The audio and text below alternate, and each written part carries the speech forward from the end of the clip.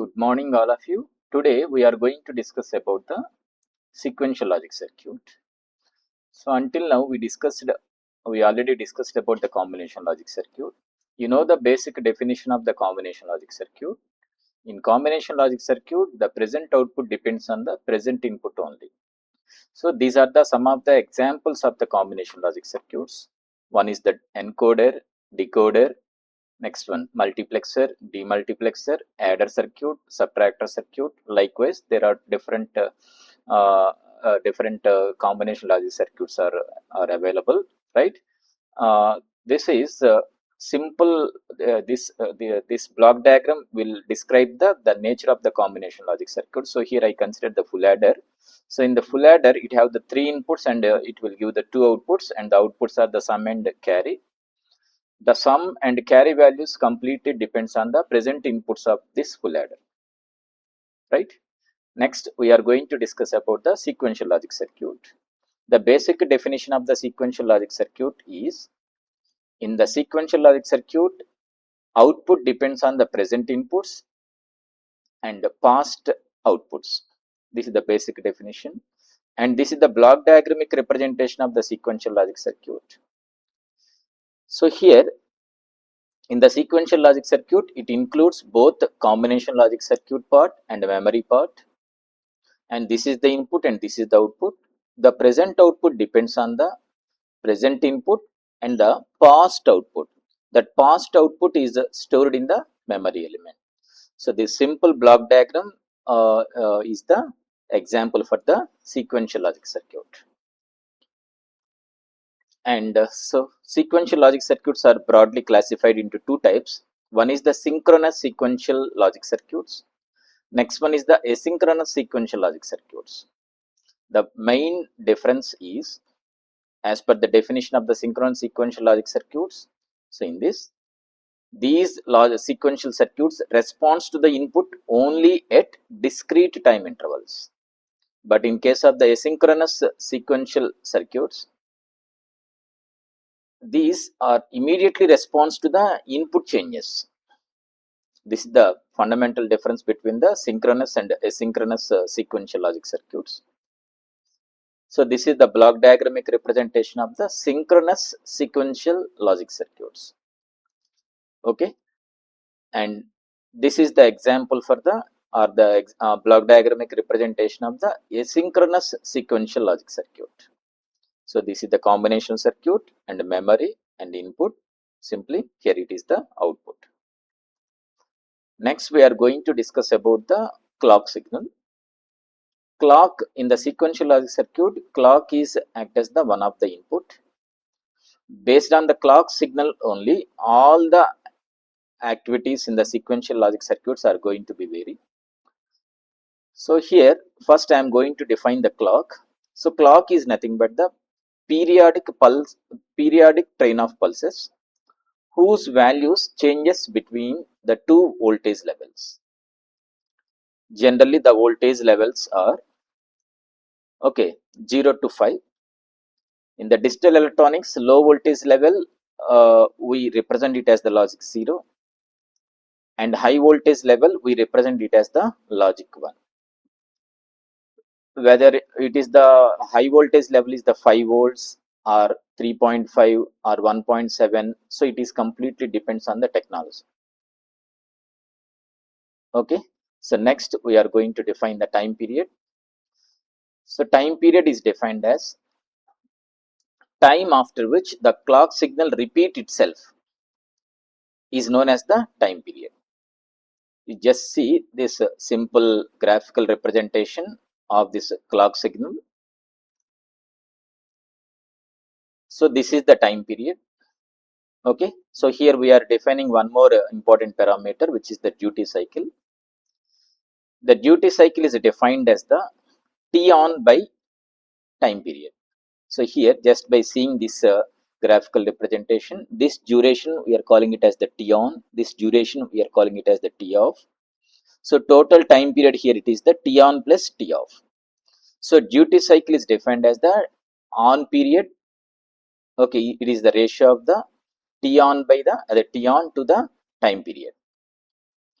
So again, the duty cycles are further classified as one is this is an example of the clock signal which consists of the 50% duty cycle. Next one, so this is the clock signal with a duty cycle is less than 50%. This is the clock cycle for a duty cycle with a value of greater than 50%. Suppose the duty cycle value is equal to 50% means in one time period the on duration and off duration both are same. So duty cycle value is less than 50% means in one time period the T on is less than the T off. Duty cycle greater than 50% means in one time period T on is greater than the T off. Okay, so this is all about the duty cycle, what is duty cycle and the definition of the duty cycle, and these three are the representations of the duty cycle with 50%, duty cycle with less than 50%, duty cycle with greater than 50%. Next we are going to discuss about the level triggered sequential circuit. Okay, so this type of sequential circuits sensitive to the level of the clock signal. This means circuits responds to the input when clock level is high. So you just observe this clock signal. This is the example for the level triggering. So in the level triggering, say here in one time period, okay, one time period it have the two voltage levels. Okay, one is high, next one is the zero. This high we are calling it as the T on, this low we are calling it as the T off. Okay, only in this duration only the sequential circuits will respond to the input changes. Okay, so this is the T on. So once again I am repeating, the level triggered sequential circuit means in this this type of sequential circuits sensitive to the level of the clock signal. This means circuit responds to the input when clock level is high. Next one is the edge triggered sequential circuits. This sequential circuit which responds to the input at only clock transitions are known as the edge triggered sequential circuits. Okay, so there are two clock transitions. One is the positive edge sequential circuits, next one is the negative edge sequential circuit. This is the graphical representation of the edge triggered sequential circuits. So here from this point to this point, this is the time period, right? So this is the here at positive edge transition means, just observe this graph. Positive edge transition means 0 to 1 change. Negative edge transition means 1 to 0 change.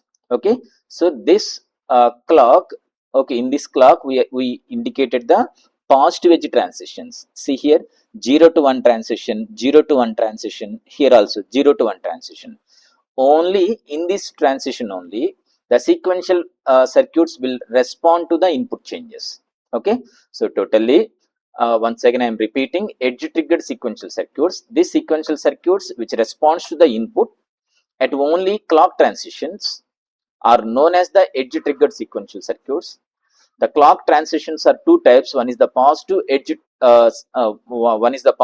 transition, next one is the negative edge transition. Okay, so these are the graphical representations for the first one is the negative edge transition, next one is the positive edge transition. I already told that negative edge transition means 1 to 0 transition. Here in this we indicated it as the downward arrow. So here also 1 to 0 transition, 1 to 0 transition, right? So here positive edge transition means 0 to 1, 0 to 1 transition, 0 to 1 transition, right? Next, the another important block in the sequential logic circuit is the memory. Okay, so right now we are going to define the memory element, which is the part of the sequential logic circuit, right? The memory element are classified as the two types. One is the latch, next one is the flip-flop. Okay, either latch or flip-flop, okay, which store the 1 bit of information. This memory element stores the 1 bit of information that may be either 1 or 0. Okay, and this memory element have the two stable states. That's why we are calling it as the bistable. Okay, bistable. So now we are defining the latch. What is latch? So latch is nothing but, in case of the latch, latches are response to the input change immediately. Okay, so this is the block diagramic representation of the latch. Okay, output of the latch, input to the latch. So in case of the latch, this latch is response to the input change immediately. Okay, in case of the latch, okay, this latch will response to the input changes immediately. Okay, the input of the latch is equal to 1. Based on that, the stored value of the latch is equal to 1. Suppose, okay, suppose to this latch I give an input value as 1. Okay, right? Based on that, the output of this latch value is also the 1. Suppose to this latch input value is equal to 0, output of the latch is also equal to 0. Simply I can conclude it as the, if input is changed to 1, output also change it to 1. If input is changed to 0 or input is 0, output also 0. Okay, there is no control. Simply when I change the input, output also change. That's why I conclude it as the, in case of the latch, right, latch responds to the input change immediately. If input is 1, output 1. Input is 0, output is 0. Next, the latches are further classified as, like, first one is the transparent latch. This type of latch, which immediately responds to the change in input, are called transparent latch. In which latch, okay, the outputs are changing immediately to the changes in the input, and those latches are called the transparent latch. Okay, and this is another type of latch which becomes transparent based on the control input. Okay, and this latch are also known as the gated latch. So again, latches are two types. One is the transparent latch, next one is the gated latch. What is the difference between the transparent latch and gated latch? In the transparent latch, in which immediately responds to the change in the input, but in case of the gated latch, this latch will respond to the input changes only whenever there is a control input is available. So there is one control input in case of the gated latch. I am defining the gated latch. There is another type of latch which becomes transparent based on the control input. If the control input is 1, it acts as the transparent latch. Okay, so this latch are also known as the gated latch. So this is the block diagramic representation of the gated latch. If enable equal to 1, then only based on the input changes, output will change. If enable equal to 0, whatever may be the inputs, these input changes are not reflected at the output of the gated latch. Okay, so that's why here I am calling this enable as the control input. Okay, this enable as the control input. So gated latch, when enable is high, this latch is transparent to the input, which means when enable equal to 1, then the latch responds to the changes in latch responds to the change in input immediately.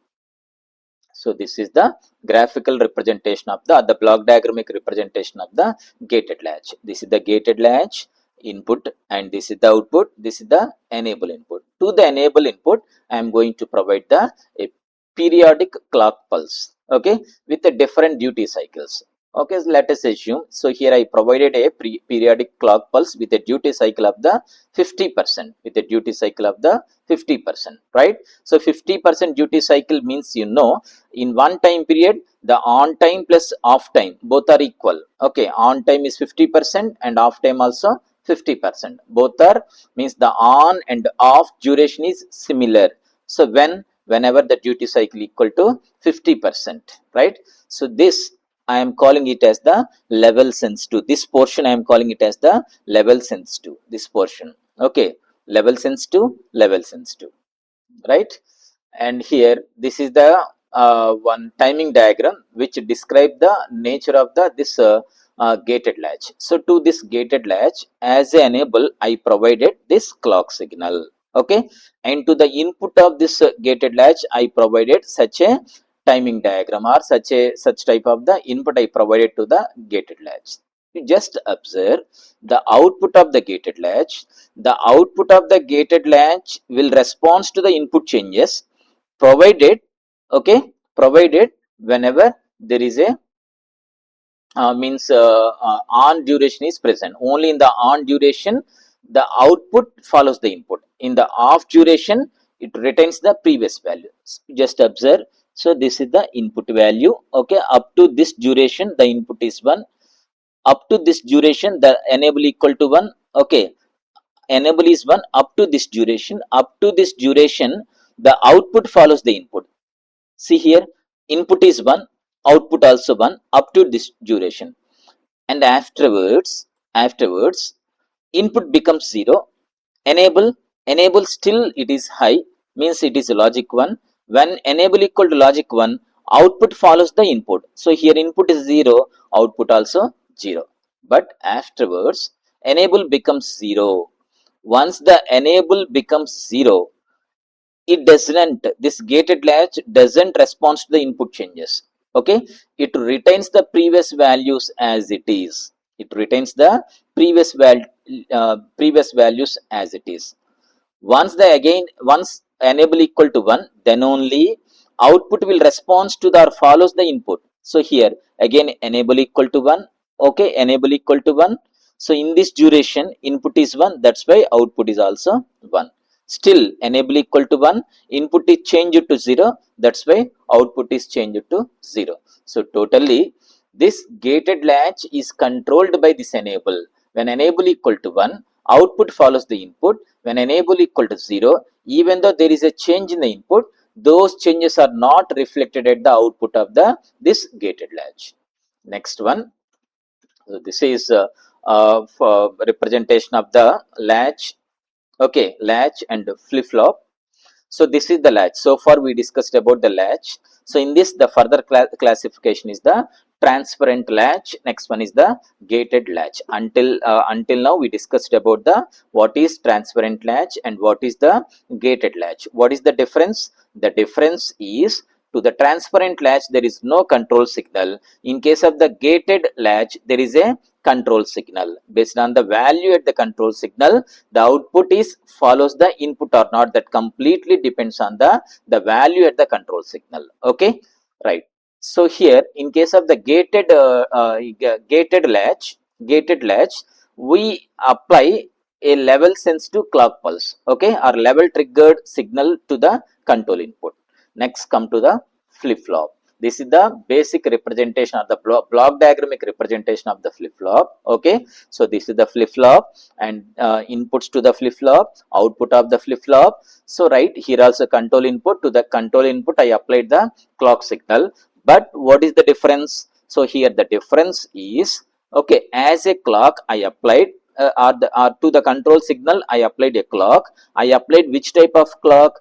Edge triggered clock, okay. What is the meaning of the edge triggered clock? That we already discussed, okay. The clock signals are the three types. One is the level triggered clock signal. Next one is the edge triggered. Edge trigger are further classified into two types. One is the positive edge triggering, next one is the negative edge triggering. See, you just observe the what is the fundamental difference between the latch and the flip flop. Latch, nothing but the gated latch, we applied the level triggered, okay. In case of the flip flop we applied the edge triggered. This is the fundamental difference, right. Now we are going to discuss about the flip flop to the further extent. Block diagramic representation of the flip flop: input, clock, output, okay. To the clock I can apply the two types of edge triggering: positive edge triggered, either negative edge triggered. This is the graphical representation of the positive edge triggering. So here only in the 0 to 1 transition output will respond to the input changes. In case of the negative edge triggering, only in the in case of the positive edge triggering, 0 to 1 transition. In case of the negative edge triggering, 1 to 0 transition. Only in this duration only output will respond to the input changes, right? This simple timing diagram will describe the this positive edge triggered flip flop functionality. Positive edge triggered flip flop functionality. Okay, so this is the negative edge triggered flip flop functionality. Okay, only at the negative edge transitions the output will respond to the input changes. In the remaining duration, okay, output doesn't change even though there is a change in the input values, right? Next, with the little modifications in the gated latch, okay, we can be okay we can with a little modification, gated latch can be used as the flip flop. Okay, the modification is to the enable input. Okay, to the enable, I can take the signal from the clock transition circuit. So this clock transition circuit is a electronic circuit which is going to provide the which is going to provide the edge signals, means either positive edge signals or the negative edge signals, and these signals are going to be generated by the clock transition circuit. Okay, with the simple modifications in the gated latch, we can be converted it as the flip flop. That this is the modifications to the enable. In the earlier case, I applied the level triggered. Now in case of the flip flop, to the enable, I taken the signal from the clock transition circuit. What is the clock transition circuit? It is an electronic circuit which is going to generate the either positive edge triggering or negative edge triggering, right? So this is the basic definition of the flip flop. Okay, latches and flip flops will be implemented using the until now we defined about the what is latch and what is the flip flop, basic graphical representation of the basic block diagramic representation of the latch, and what is transparent latch, what is gated latch, and afterwards we discussed about the flip flop. Now we are going to discuss about the how to implement these latches and flip flops. Generally, these latches and flip flops will be implemented using the logic gates. Okay, these latches and flip flops will be implemented using the logic gates. In the next session, we are going to discuss about the how to implement or how to realize these latches and flip flops using the logic gates. That part we will see in the next session. Thank you.